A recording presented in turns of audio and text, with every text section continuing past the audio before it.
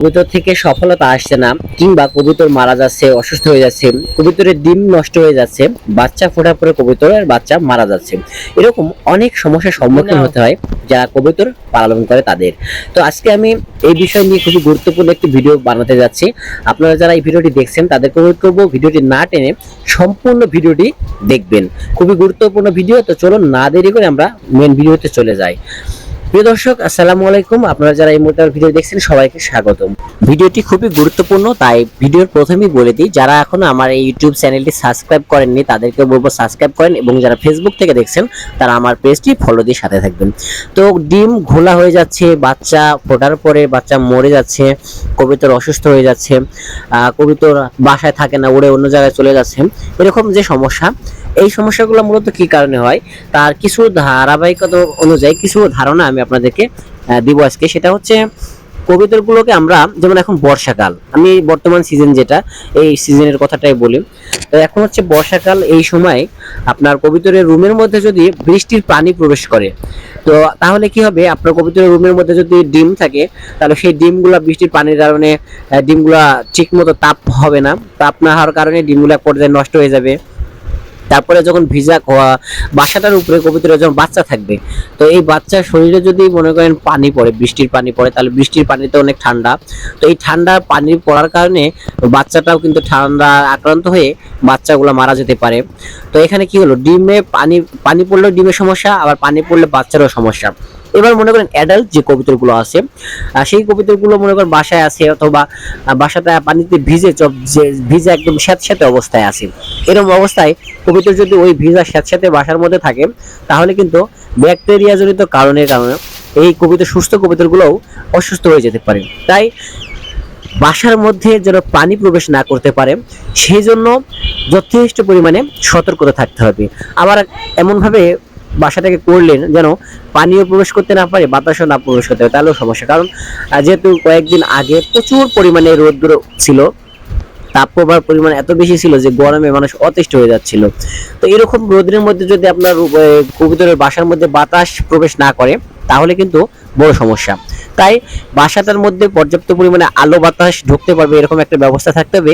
পাশাপাশি বাসার মধ্যে যেন বৃষ্টির পানি না প্রবেশ করে সেই ব্যবস্থাও থাকতে হবে। তাহলে আশা করা যায় যে বাসায়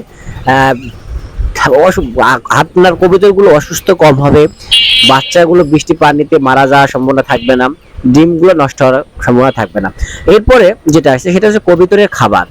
খাবারটা খুবই গুরুত্বপূর্ণ, কারণ খাবার যদি ঠিকঠাক মতো না দেওয়া যায় তাহলে তাদের পুষ্টিহীনতার সমস্যার কারণে তাদের বাচ্চাগুলোও বড় হবে না সহজে, তারপরে বাচ্চাগুলো মারা যাওয়ার সম্ভাবনা থাকবে, তারপরে তারা ঠিক মতো ডিম দেবে না। তো সেই কারণে অবশ্যই আমাদেরকে খাবারের যে তালিকা, সেই তালিকাটা খুবই সতর্কতা রাখতে হবে। খাবার তালিকাটা ঠিক মতো যদি দেওয়া যায়, খাবার যদি দেওয়া যায়, তাহলে ইনশাল্লাহ এই কবুতর থেকে বেশি বেশি ডিম এবং বাচ্চা সংগ্রহ করা যাবে সুস্থ সবল অবস্থায়।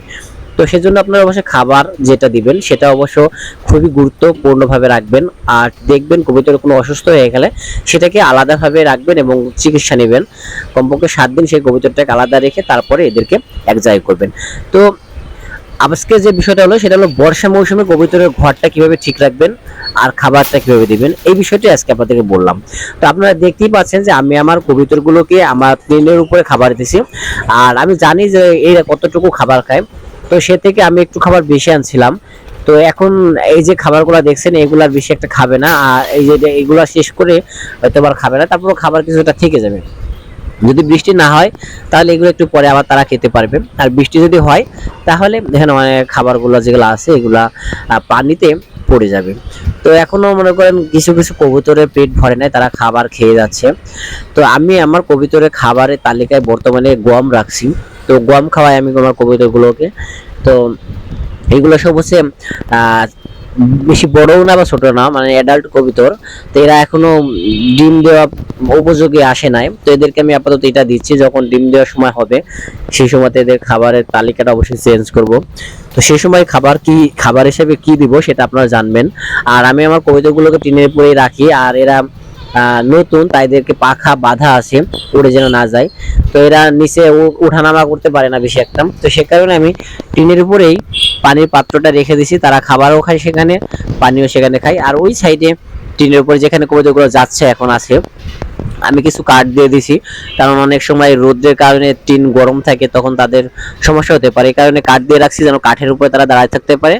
আর ওই টিনের উপরে একটা গাছ আছে, পেয়ারা গাছ, তো পেয়ারা গাছের ছায়াতে তারা ঠান্ডা অবস্থায় সেখানে থাকতে পারে। তো এরকম সুব্যবস্থা তাদের জন্য আছে। আমি আমার কবুতরগুলোকে খুবই যত্ন সহকারে লালন পালন করার চেষ্টা করছি। আপনারা যারা আমার ভিডিওটি দেখছেন, আপনারা আপনাদের কবুতরগুলোকে যত্ন সহকারে লালন পালন করেন, দেখবেন আপনার কবুতরগুলো ভালো থাকবে, সুস্থ থাকবে। তো এইখানে হচ্ছে আমার কবুতরের ঘরটা, আপনাদেরকে আমি এর আগে ভিডিও দেখিয়েছি। আর এই টিনের উপরে আমি কবুতরগুলোকে খাওয়াই। আর আমি বর্তমানে আমাদের ছাদের উপর থেকে আমি ভিডিওটা করছি। যাই হোক, সবাই ভালো থাকবেন। ভিডিওটা কেমন লাগলো অবশ্যই কমেন্ট করবে জানাবেন।